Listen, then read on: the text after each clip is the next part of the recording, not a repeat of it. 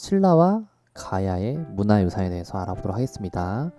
지난 시간에는 우리가 고구려와 백제의 문화유산에 대해 공부해봤는데요. 이번 시간에는 신라와 가야에 대해서 공부해볼 거예요. 어떤 문화들을 갖고 있었는지 함께 보시죠.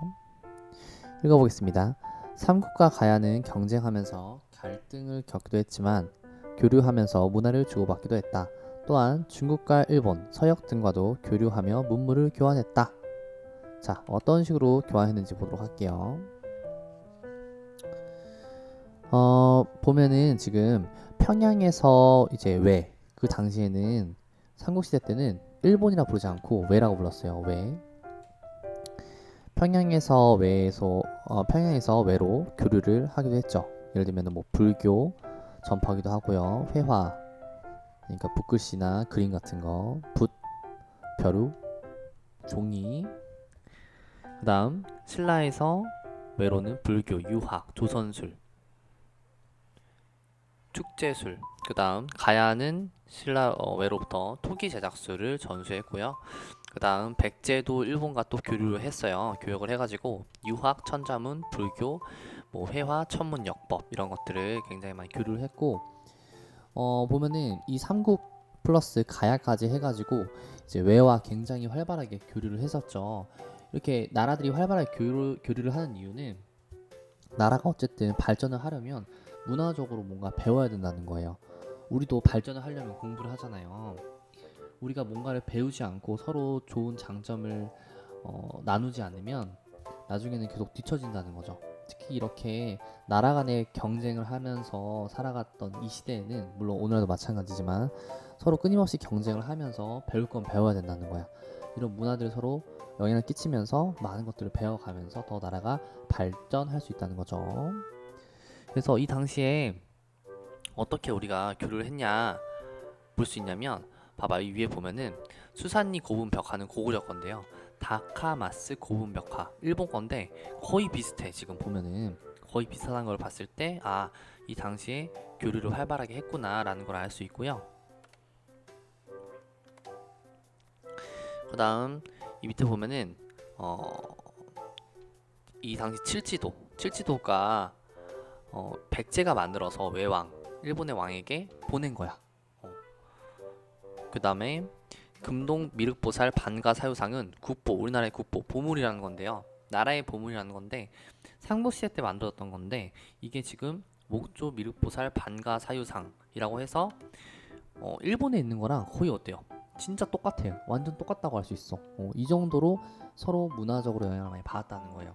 냉정히 말하면 주로 삼국이 일본한테 가서 많이 문화를 전파를 시켰습니다. 이 당시에 이제 외나라 같은 경우는 섬나라이기 때문에 좀 독자적으로 문화를 발전시키기 한계가 있었잖아요. 그래가지고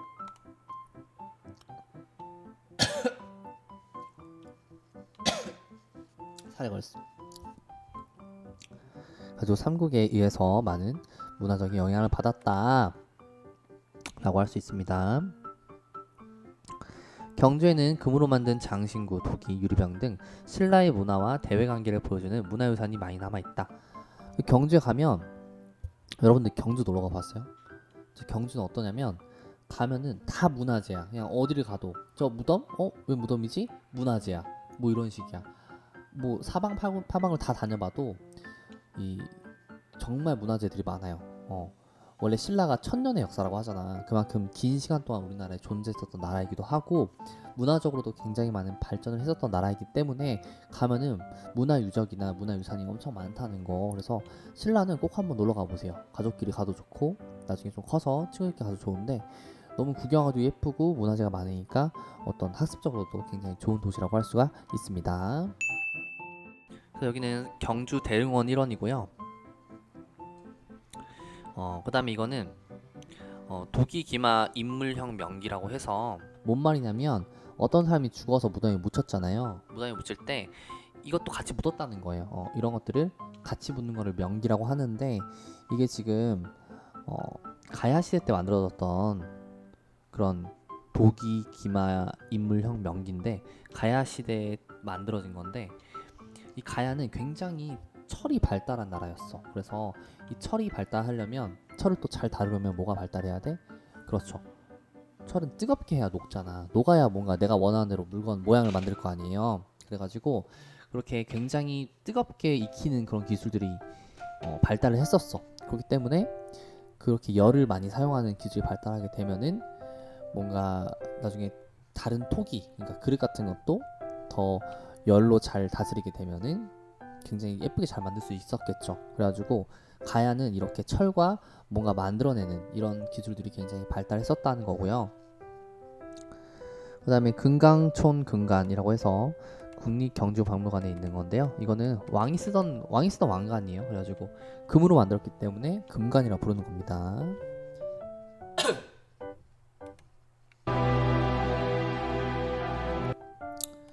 자, 이런 식으로 문화재들이 굉장히 많이 있고요. 자, 그 다음 읽어보겠습니다. 신라는 불교를 받아들인 이후에 백성들의 힘을 하나로 모으고 왕의 권위를 세우려고 불교를 정치에 적극적으로 이용했다. 신라에는 절과 탑이 많이 세워졌는데 특히 선덕여왕은 분황사와 황룡사 구층 목탑 등을 만들어 불교의 힘으로 이웃나라가 쳐들어오는 것을 막아내고 나라의 힘을 모으려고 했다. 당시에도 신라가 불교라는 종교를 받아들였어. 누구로부터? 중국으로부터. 또 중국 원래 불교는 이제 인도 그쪽에서 왔죠. 어쨌든 불교를 받아들였는데 이제 여러 가지 문화재들도 만들고 불교를 장려하면서 백성들의 마음을 편하게 만들고 결국 그건 또 누가 만들어준 거야?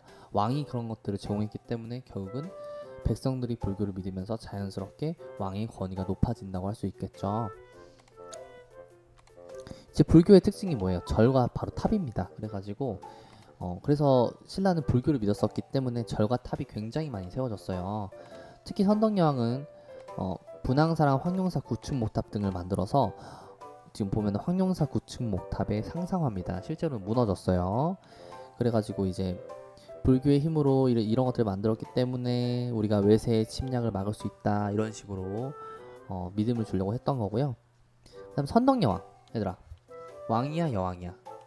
여왕입니다. 왜 여왕이야? 여자라는 거죠. 사실 세계적으로 봤을 때 여자가 왕이 됐던 사례는 정말 드물어요. 정말 드물고 우리나라에서는 유일하게 신라 시대 때 선덕여왕, 신라 시대 때밖에 여왕이 없었어요. 우리 역사에서 여성이 왕위에 올랐던 나라는 신라뿐이다.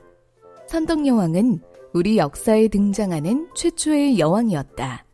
그녀는 김춘추, 김유신과 함께 고구려와 백제의 공격에 맞서 신라를 지켜냈으며 여러 문화유산을 남겼다. 선덕여왕은 우리 역사에 등장하는 최초의 여왕이었다. 물론 선덕여왕 이후에도 여왕이 있었어요.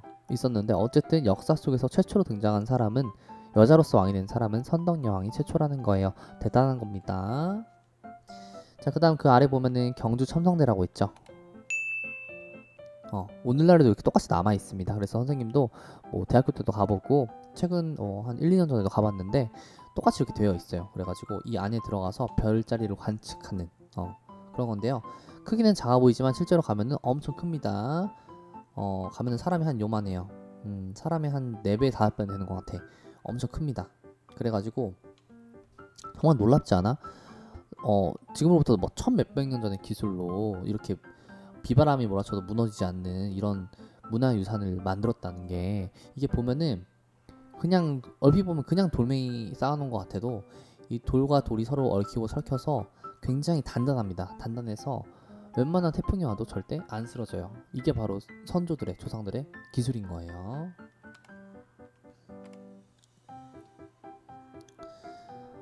또한 하늘의 별, 해와 달의 모습 등을 관찰하는 시설로 알려져 있는 첨성대를 만들었다.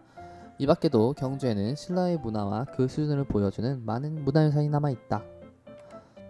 하늘의 별, 해와 달 관측하는 게 중요합니다. 왜 중요했을까? 그래, 혜경이 좋아요. 혜경이가 잘 얘기해줬어. 뭐냐면 결국 이런 별자리 그 다음에 해와 달의 모습 관측하는 게 날씨와 연관이 있다는 거예요. 옛날 사람들은 뭐 먹고 살았어요? 농사짓고 먹고 살았죠. 그러니까 날씨가 굉장히 중요해 안 중요해? 중요하죠. 그러니까 이렇게 별자리를 해와 달을 관측하는 게 중요한 거라는 거죠. 그렇기 때문에 선덕여왕도 이렇게 첨성대를 만들었던 겁니다. 아까 살에 걸린 것 때문에 계속 나오는 거예요. 자, 가야로 넘어갑니다. 가야 지역에서는 질 좋은 철이 많이 생산되었다. 이 때문에 가야는 철을 이용해 다른 나라와 활발히 교역했다. 가야 사람들은 철을 이용해 다른 나라보다 우수한 칼과 창, 갑옷 등을 만들어냈다. 가야 문화와 관련된 역사 기록이 많이 남아있지 않아서 가야의 고분에서 출토된 물건들은 가야 문화를 이해하는 데 중요한 자료이다. 당시 가야의 악기였던 가야금은 현재까지 전해진다. 자, 가야 지역에서는 철들이 많이 생산됐어요. 그래가지고 가야는 이 철을 무기로 해서 다른 나라와 활발하게 교역을 했는데요. 철이 굉장히 중요한 자원이에요. 왜냐면은 이걸로 무기도 만들 수 있고, 그 다음 농기구도 만들 수 있고, 어쨌든 돌멩이보다 철이 훨씬 단단하잖아. 단단하면은 그만큼 여러모로 유용하다는 거예요. 그래서 가야는 철로 우수한 칼과 창, 갑옷 등을 만들어냈다. 가야는 어쨌든 비교적 다른 나라에 비해서 좀 빨리 멸망을 했어요. 그렇기 때문에 자료들이 많이 남아있지가 않습니다. 그래서 지금 현재 남아있는 가야의 어떤 오래된 무덤에서 출토된 물건들은 가야의 문화를 이해하는 데 굉장히 중요한 자료가 된 거예요. 이게 철제 갑옷과 투구입니다. 그러니까 전쟁할 때 이 갑옷을 입고 여기 투구, 머리에 쓰는 거를 하고 전쟁을 했다는 거예요. 옛날 사람들은 이렇게 칼로, 화살로 싸웠기 때문에 이렇게 갑옷을 입어야 자신의 생명을 좀 보호를 받을 수 있었죠. 물론 얼굴로 다른 팔다리로 오면 맞았겠지만 뭐 화살이 왔는데 머리를 맞을 거 투구 맞고 땅 피해갈 수도 있는 거고, 칼을 베었는데 갑옷으로 쌩 해가지고 갑옷이 맞을 수 있는 거고, 그래서 이렇게 투구와 갑옷을 입었고요. 드디어 나옵니다. 가야금. 청아하고 부드러운 음색으로 가장 사랑받는 국악기 가야금. 이 가야금이 바로 가야의 악기입니다. 오늘날에도 가야금은 굉장히 많이 쓰이고 있죠. 가야금을 전문적으로 전공해서 연주하는 분들도 많이 계시고. 가야는 어느 나라와 교역했을까? 철을 이용해 만들어진 물건들은 사람들의 생활 모습을 바꾸고 사회를 발전시키는 중요한 도구였다. 가야 유적에서 발견된 덩이쇠는 철의 소재로 쓰이거나 돈으로 사용되어 물건을 사고파는 등 여러 용도로 쓰였다. 가야는 바닷길을 이용해 철과 철로 만들어진 물건들을 일본으로 수출하기도 했다. 이 덩이쇠, 이 쇠덩이들을 말하는 거예요. 그죠? 그 다음에 이제 배 모양의 토기. 토기라고 하는 것은 불로 잘 구워가지고 만든 건데, 이제 배 모양으로 만든 거예요. 타고 다니는 배. 이런 식으로 우리가 가야의 문화유산을 볼 수 있다는 거 다시 한번 정리하자면, 신라와 가야의 문화유산, 가야는 철이 굉장히 발달을 했었고요. 신라는 이제 불교적으로 많이 발달을 했었기 때문에 이런 석탑이나 목탑, 그 다음에 뭐 경주 첨성대, 이런 문화재들이 많이 있다는 거 이번 시간에 알면 될 것 같습니다. 좋아요. 오늘 여기까지 하고요. 다음 시간에 또 만나도록 합시다. 여러분 안녕.